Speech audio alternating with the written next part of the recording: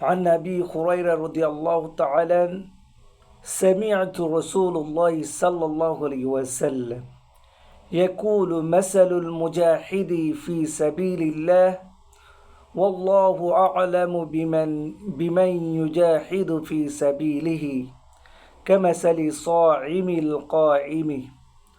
অত্র হাদিসের স্বার্থ হচ্ছে হযরত আবু হুরায়রা রাদিয়াল্লাহু তাআলা থেকে বর্ণিত। তিনি বলছেন, আমি নবী করিম সাল্লাল্লাহু আলাইহি ওয়াসাল্লামকে বলতে শুনেছি, আল্লাহর পথের মুজাহিদ অবশ্য আল্লাহর অধিজ্ঞাত কে তার পথে জিহাদ করছে, সর্বদা সিয়াম পালনকারী ও সালাত আদায়কারীর ন্যায়।